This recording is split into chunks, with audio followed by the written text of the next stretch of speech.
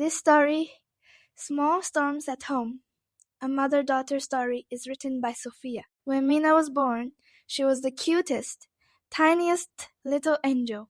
She never cried loudly, never gave any trouble to her mother. She was so well behaved, and Grace considered herself very lucky that she had an angel for a daughter. That is, until Mina turned 8. Now, Mina had an opinion on everything, and there was always an eternal conflict between mother and daughter about what Mina wanted and what she did not want, what she ought to do, what she ought not to do. She was, as her mother Grace often said with tired affection, a lawyer born in a child's body.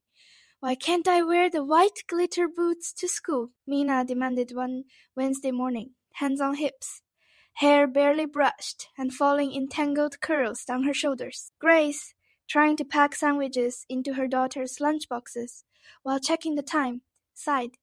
Because it's not dress-up day, it's sports day, and glitter comes off. You will get them all over your legs, and the teachers will scold you. That's not a reason, that's an excuse. Mina snapped. Glitter doesn't harm anyone. It's just so beautiful, Mama. Grace closed her eyes. Mina, we are already late. Please, just wear the school sneakers. Let's brush your hair. Grace picked up the comb and tried to brush the tangled hair. Ouch, that hurts, Mama. And why can't I wear different shoes? Why the same shoes every day? That's a kind of oppression, and that's what tyrants do.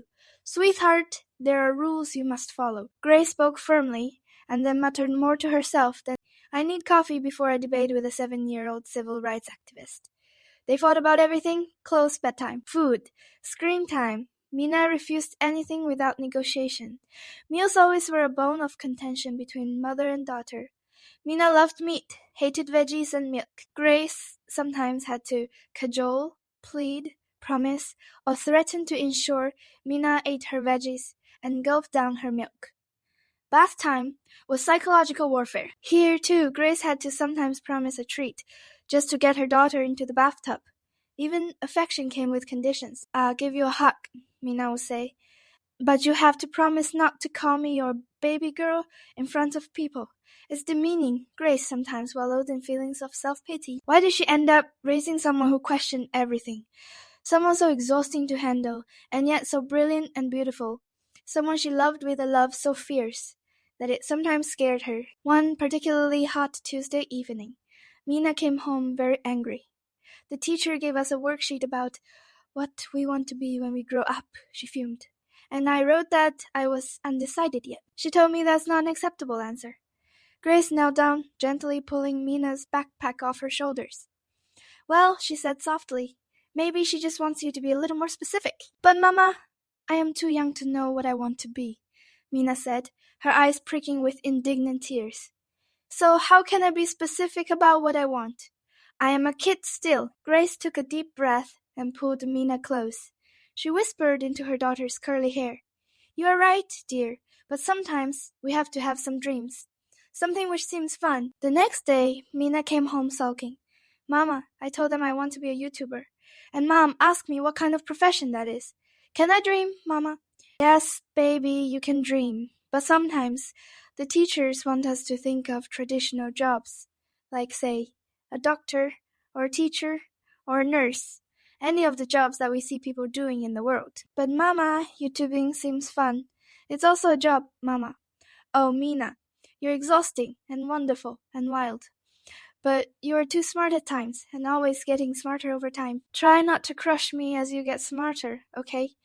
Grace muttered more to herself than to her baby. Mina snorted. That sounds like your problem, Mama. Oh, Mina, why do you always argue so much with Mama? Mama is very tired of all these arguments. Why can't you be submissive for once?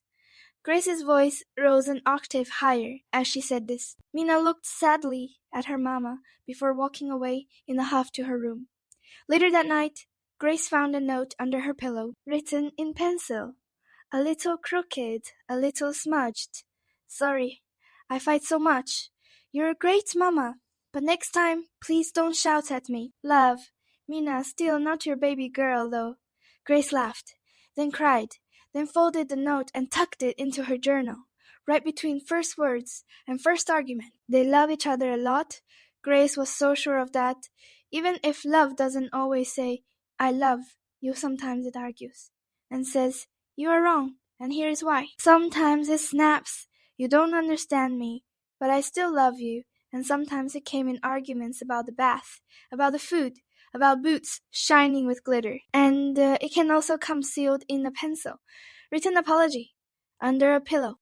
This story is by Sophia Chanu. Thank you so much for watching. Please like and subscribe for more.